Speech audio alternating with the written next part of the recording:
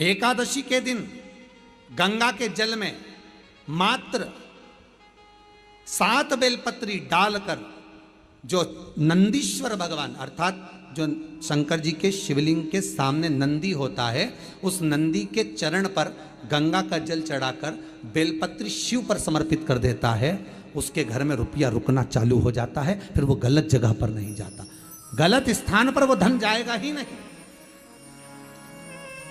बेटा अगर व्यसन में पड़ा हुआ है, मदिरा पान में पड़ा हुआ है, मांसाहार में, जुए आदि में जा रहा है, तुम्हें लग रहा है कि मेरा बेटा गलत मार्ग पर जा रहा है, ये मित्र दोस्ती गलत हो रही है, वो सही जगह पर आ जाए तो हो रही है। 30,000 रुपये महीना, 40,000 रुपये महीना कमा कर लेकर भी आ रहा है, कमाई तो आपकी हो रही है। 30-40 हज़ार रुपये महीना आप कमा रहे हो, 50,000 रुपये महीना, 1 लाख, 2 लाख, 4 लाख रुपये आप कमा भी रहे हो, पर आया और चला गया, उसका क्या करोगे?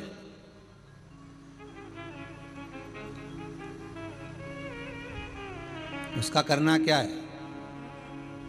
बहुत सुंदर संवाद है, ध्यान दीजिएगा। जिसके घर में कमाने वाले 2-4 हैं, पैसा तो आ रहा है पर घर में टिक नहीं रहा, डॉक्टर में, पुलिस में, एक्सीडेंट आदि में, कहीं गलत जगह पर व्यसन में अगर पैसा जा रहा है, जुए में, मांसाहार, मदिरा पान, या कहीं आया पैसा, पैसा आने में कमी नहीं, आ रहा है पर टिक नहीं रहा, रुक नहीं रहा, कोई मांगने आ गया, दे दिया, फिर वहां से अपने पास नहीं आ रहा, अपन कह रहे हैं भैया हमारा पैसा लौटा दो, नहीं आ रहा।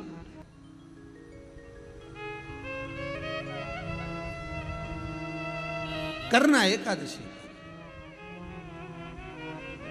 कई लोग इसको धन के लिए भी करते हैं, संपदा के लिए, संपदा के लिए अर्थात जिसका व्यापार नहीं चलता, जिसके घर में पैसा नहीं आता, या नौकरी नहीं लग रही, या सर्विस नहीं लग रही, आप अप्लाई कर रहे हो, जगह जगह जाकर इंटरव्यू भी दे रहे हो और पैसा नहीं आ, तो उसके लिए भी प्रयास किया जाता है। पर उसके लिए यहाँ पर जो धन के लिए करते हैं, उसके लिए विष्णुपदी के लिए करते हैं। मतलब जैसे गंगा के जल में तुलसी के 11 पत्ते डाले जाते हैं।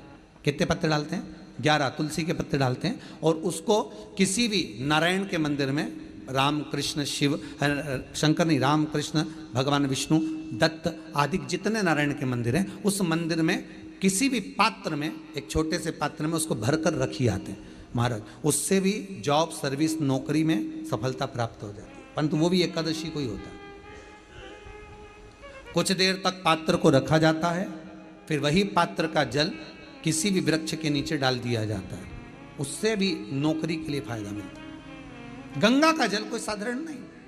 पैसा, धन ज्यादा आने लगे तो पत्नी को कहना चाहिए कि देखो थोड़ा बहुत मेरा मन है, शिव महापुराण की कथा हो जाए, या फिर कहीं सत्कर्म में लग जाए, कहीं ब्राह्मण भोज, साधु भोज, सन्यासी भोज, गुरु जन में, संत जन में, साधु जन में, तपस्वी जन में कहीं लग जाए। ये धर्म पत्नी, जहां धर्म जुड़ा हुआ हो वो धर्म। महाराज कुछ तिथियां होती हैं, जिन तिथियों में अगर आप रोज गंगा का जल शंकर को नहीं चढ़ा सकते तो शिव महापुराण कथा कहती है, स्कंद पुराण कहती है, विष्णु पुराण कहती है, गर्ग संहिता कहती है, गीता पुरुष गोरखपुर का कल्याण का गंगा अंक कहता है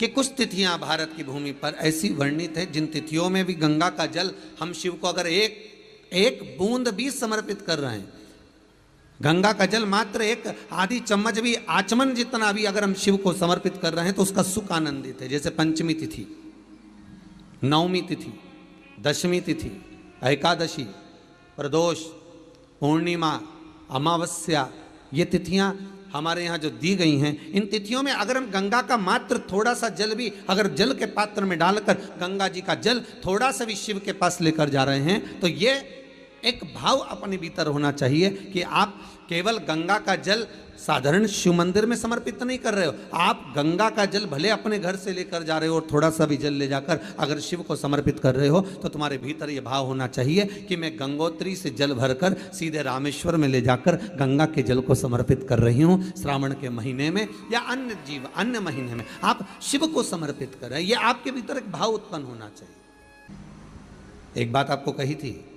गुरु महिमा में कि घर से जब निकला करो ना, तो भगवान देवाधिदेव महादेव का नाम लेकर श्री शिवाय नमस्तुभ्यम, घर से जब निकलो कोई कार्य के लिए जा रहे हो तो आप श्री शिवाय नमस्तुभ्यम का स्मरण कर कर जाइए। आप किसी काम के लिए आगे बढ़ रहे हो, श्री शिवाय नमस्तुभ्यम का स्मरण कर कर जाइए। जिस समय आपके मुख से श्री शिवाय नमस्तुभ्यम का स्मरण हो जाए, या शिवलिंग का स्पर्श हो जाए, या शंकर का अनुमोदन कर कर ओम नमः शिवाय बोलकर, या राम बोलकर, कृष्ण बोलकर, शिव बोलकर, आपके भीतर जो रमा हुआ है, आप राम को मानते हैं, आप राम को मत माने, हम मना नहीं करेंगे। आप कृष्ण को माने तो कृष्ण को माने, हम मना नहीं करेंगे। आपका दिल जिससे लगे,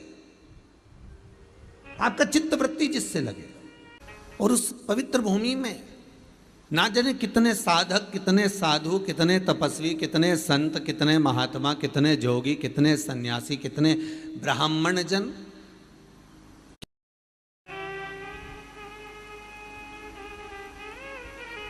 पवित्र भूमि,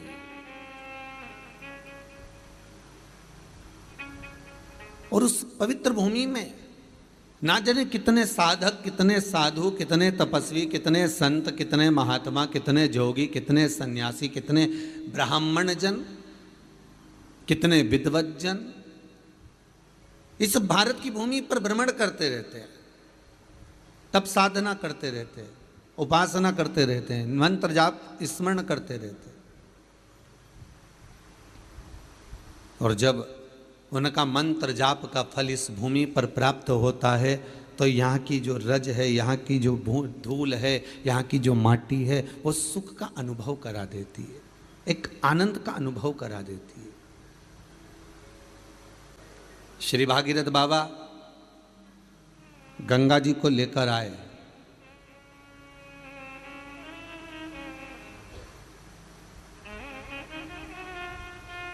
भागीरथ बाबा तो गंगा जी को लेकर आए 60,000 काकाओं के उद्धार के लिए, और वो गंगा भी बहती हुई गौमुख से लेकर चलते चलते चलते चलते वो गंगा भी कलकत्ता तक जब पहुंची है, गंगा सागर तक जब पहुंची है, तो उसके घाट पर, उसके तट पर, गंगा महारानी के किनारे पर जितने जितने भक्त, जितने साधु, जितने सन्यासी, जितने साधक, जितने उपासक, जितने जीव रह रहे हैं, ये गंगा उनका कल्याण कर रही है। और जो उसकी शरणागति में जा रहा है, गंगा उसका उद्धार कर रही है। गंगा किसको संवारती है?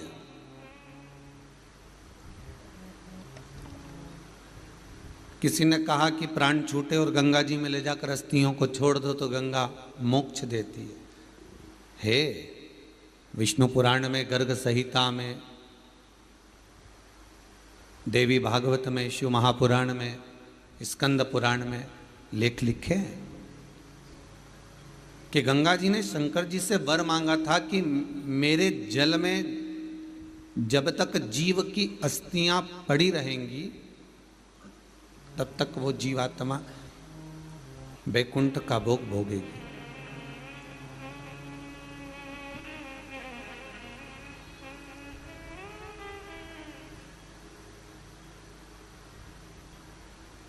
पर गंगा जी ने एक बात और कही है, शिव महापुराण में आपने श्रवण करा ना करा, पर एक बात और गंगा जी कह रही हैं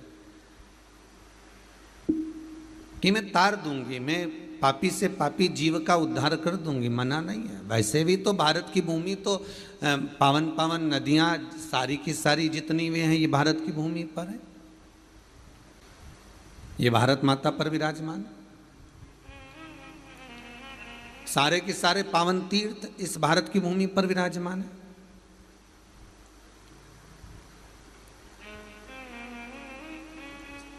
पुण्यमय नदियां, पुण्यमय तीर्थ, पुण्यमय तालाब, सरोवर जितने भी हैं ये सब इस भारत की भूमि पर हैं।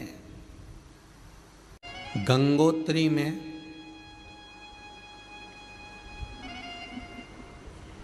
आप लोग गए होंगे, कई लोग गंगोत्री, बद्रीनाथ के जो 4 धाम हैं, यमुनोत्री, गंगोत्री, केदार और बद्रीनाथ। विष्णु पुराण में कहा 3 तरह से मरे हुए व्यक्ति की गति नहीं है, उसको मोक्ष नहीं है। पहला पानी में डूब कर मरा हुआ, दूसरा सर्प के डसे से मरा हुआ, तीसरा स्त्री के हाथ से, नारी के हाथ से मरा हुआ व्यक्ति। इसकी गति नहीं है, मोक्ष नहीं है इसकी। इनकी गति केवल एक है, वो है शिव महापुराण की कथा।